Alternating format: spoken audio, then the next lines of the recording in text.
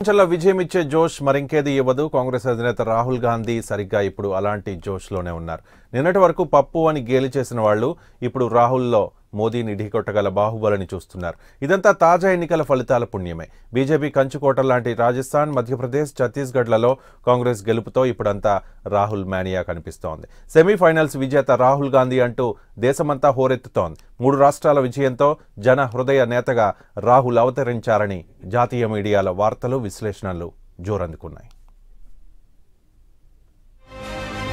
కాంగ్రెస్ లో మొదలైన రాహుల్ మేనియా, ఏడాదిలో కాంగ్రెస్ అధ్యక్షుడిగా సత్తా చాటిన రాహుల్ భయ్యా.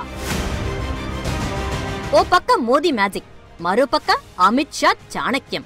అయినా బీజేపీ కంచు కోటల్ని కూలగొట్టడంలో రాహుల్ సక్సెస్ అయ్యారు. ఏడాది కాలంగా రాహుల్ చూపిస్తున్న చాణక్యానికి ఇప్పుడిప్పుడే సరైన ఫలితాలు వస్తున్నాయి. పార్టీ పగ్గాలు చేపట్టడానికి ముందే రాహుల్ గుజరాత్లో బీజేపీకి చెమటలు పట్టించారు.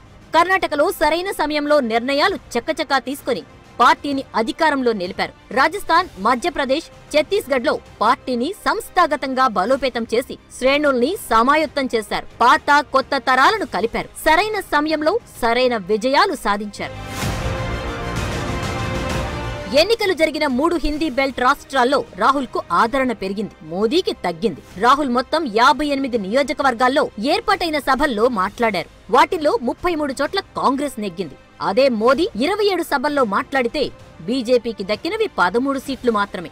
ప్రస్తుత రాహుల్ గాంధీ 4 ఏళ్ల కిందటి రాహుల్ గాంధీ కాదు, ఇప్పుడు పరిణితి చెందిన నాయకుడు. ఈ 4 ఏళ్లలో లీడర్ గా నాయకత్వ లక్షణాలను అందిపుచ్చుకున్న ఆయన పార్టీ అధ్యక్ష బాధ్యతలు చేపట్టిన తరువాత మరింత పరిణితితో వ్యవహరిస్తున్నారు. ఒకప్పటి కాంగ్రెస్ ఆచారాలను కొనసాగిస్తూనే అనాచారాలను దరిచేరనివ్వడం లేదు.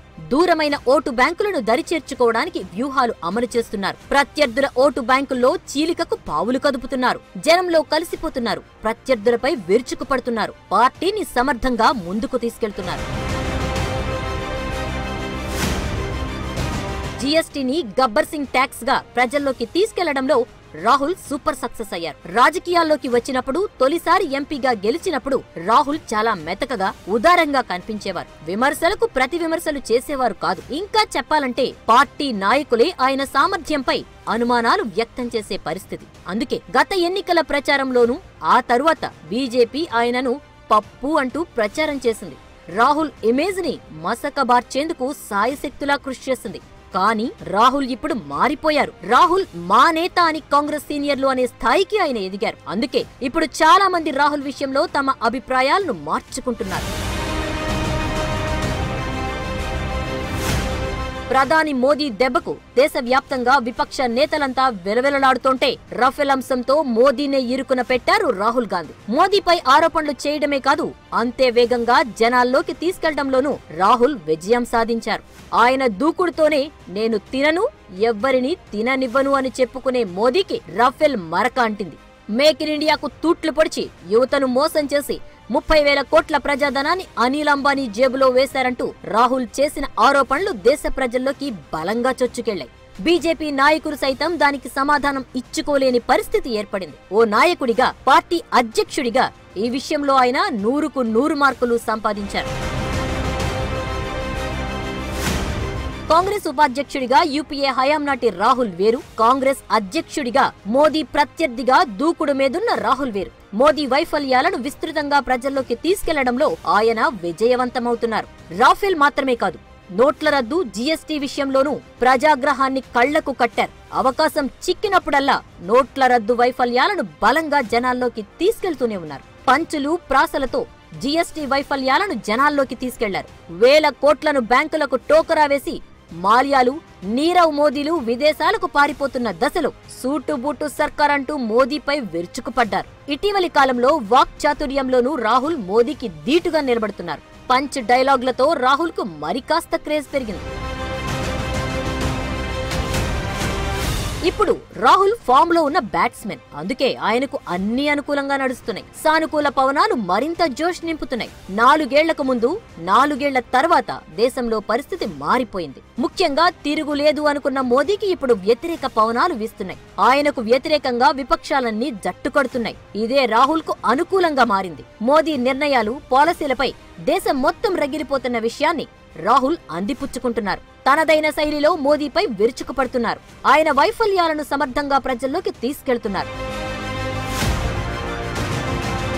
ఇప్పుడు కాంగ్రెస్ పార్టీకి కనిపిస్తున్న ఆశాకిరణం రాహుల్ గాంధీ. ఓ నాయకుడిగా తనను తాను మలుచుకున్నాడు. ఆలయాలు తిరిగి కాంగ్రెస్ హిందువుల పార్టీ కాదనే వారికి ధీటైన సమాధానం చెప్పారు.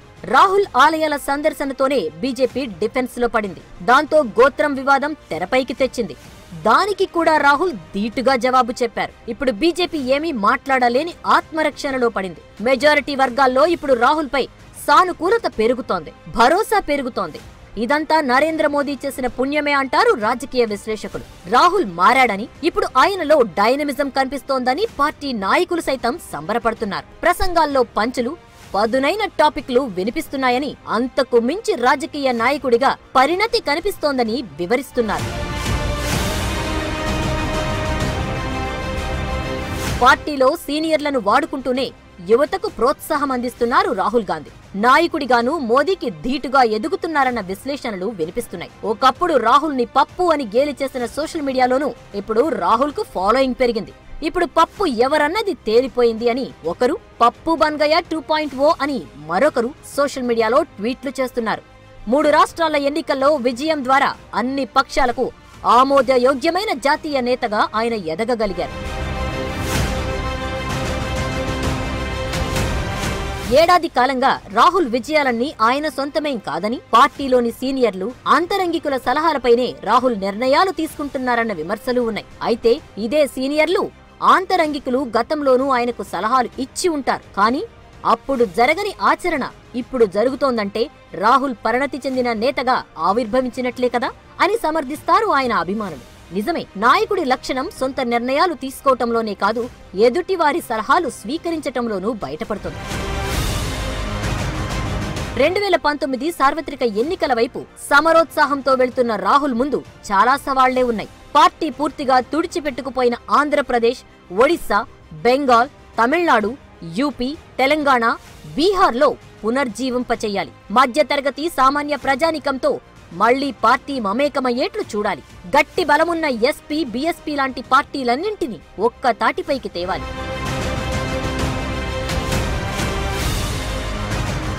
అప్పుడే రాహుల్ పూర్తిస్థాయి జాతీయ నేతగా ఆవిర్భవించగలుగుతారు.